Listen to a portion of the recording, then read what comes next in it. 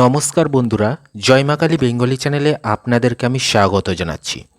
আজকের ভিডিওটি প্রথম থেকে শেষ পর্যন্ত দেখবেন, কেননা আজ আমি আপনাদের বলবো রজদোষ নিবারণের উপায়, মন্ত্র এবং প্রয়োগ সম্পর্কে। অর্থাৎ আজকের ভিডিওটি স্ত্রী লোকেদের জন্য, অর্থাৎ বিবাহিত মহিলা, বিবাহিতা নারী বা বিবাহিতা মেয়েদের জন্য আজকের এই ভিডিওটি। যেই সমস্ত স্ত্রীদের, যে সমস্ত বিবাহিতা মহিলাদের মাসিক ধর্ম নিয়মিত হচ্ছে না, অনিয়মিত মাসিক ধর্ম হচ্ছে এবং মাসিক চলাকালীন প্রচণ্ড ব্যথা বেদনা হচ্ছে, সেক্ষেত্রে আপনি কিন্তু ভিডিওটা দেখবেন। বা হয়তো মাসিকের সমস্যার জন্য আপনি গর্ভধারণ করতে পারছেন না, অনিয়মিত মাসিক হচ্ছে বা মাসিক হলেও প্রচণ্ড অসহ্য বেদনা হচ্ছে, ব্যথা হচ্ছে পেটে, সেক্ষেত্রে আপনি কিন্তু অবশ্যই ভিডিওটা দেখবেন। তো স্ত্রী লোকেদের জন্য আজকের এই ভিডিওটি প্রথম থেকে শেষ পর্যন্ত দেখবেন।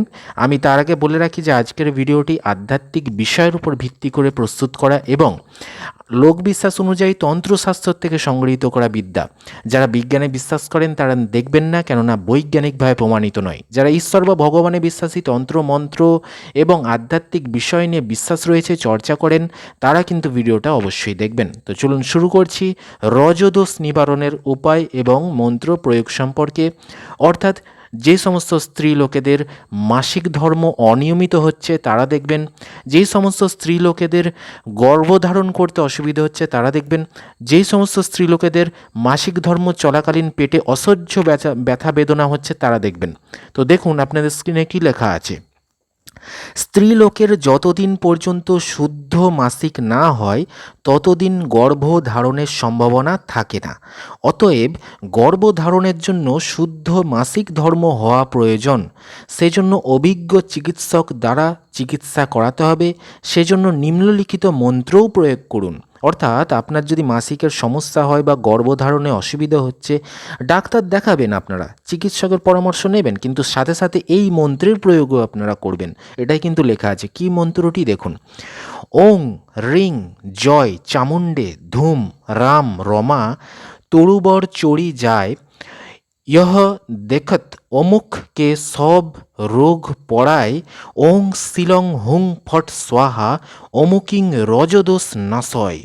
এই যে মন্ত্রটা অবশ্যই মুখস্থ করে নেবেন। এবারে যেখানে দেখুন অমুক লেখা আছে, অমুকিং লেখা আছে, ওই স্থানগুলোতে কিন্তু অবশ্যই যেই স্ত্রীলোকেদের এই সমস্যাটা হচ্ছে তার পুরো নাম পদবিটা ওই অমুকিং অমুক যেখানে লেখা থাকবে ওই জায়গাটায় কিন্তু স্ত্রীলোকের নাম পদবিটা বলতে হবে যাদের এই সমস্যা হচ্ছে। তো প্রয়োগটি দেখুন, ভালো করে কিন্তু মুখস্থ করে প্রয়োগের দিকে আসবেন। প্রয়োগ কি বলছে দেখুন। উপরোক্ত মন্ত্রকে 1008 বার জপ করলে মন্ত্র সিদ্ধ হয়। অর্থাৎ স্নান করে শুদ্ধ বস্ত্র পরে একটা পবিত্র স্থানে সুন্দরভাবে বসে মনোযোগ দিয়ে 1008 বার মন্ত্রটি জপ করে নেবেন। স্ত্রীলোকের কথা বলছি, আপনি যদি স্ত্রীলোক হয়ে থাকেন তো আপনাকেই করতে হবে মন্ত্রটা 1008 বার এইভাবে কিন্তু মন্ত্রটা জপ করে সিদ্ধ করে নিতে হবে। তারপর বলছে যখন এর প্রয়োগ কোনো স্ত্রীলোকের ওপর করতে হবে তখন একটি কলাকে উপরোক্ত মন্ত্রে 3 বার অভিমন্ত্রিত করে, অর্থাৎ আপনাকে একটা কলা নিতে হবে, সেটা যে কোনো কলা হতে পারে, সিঙ্গাপুরি কলা, রম্ভা কলা, কাঁঠালি কলা। সেই একটা কলা নেবেন, পাকা কলা, সেই কলার ওপরে কী করবেন, কলার খোসাটা প্রথমে ছাড়িয়ে নেবেন, ঠিক আছে? কলার খোসাটা প্রথমে ছাড়িয়ে সেই কলাটিকে মন্ত্রপুত করবেন। একবার করে মন্ত্র একটি করে কলায় ফুঁ, একবার করে মন্ত্র একটি করে কলায় ফুঁ, একবার মন্ত্র একটি করে কলাতে ফুঁ, এইভাবে 3 বার অভিমন্ত্রিত করে সেই স্ত্রীলোককে খাইয়ে দিতে হবে। অর্থাৎ সেই স্ত্রীলোক যার এই গণ্ডগোলটা হচ্ছে, এই সমস্যা দেখা দিয়েছে, সেই স্ত্রীলোক কিন্তু খেয়ে নেবে। এইভাবে 21 দিন যাবৎ অভিমন্ত্রিত কলা খাওয়ালে, ঠিক আছে, এইভাবে 21 দিন কিন্তু প্রত্যেক দিন এইভাবে একটা করে কলা অভিমন্ত্রিত করে খাবেন 21 দিন। স্ত্রীলোকের রজধর্ম সম্বন্ধিত সমস্ত দোষ দূর হয়। এভাবে কিন্তু করলে রজধর্ম যে গণ্ডগোল এইটা কিন্তু ঠিক হয়ে যাবে।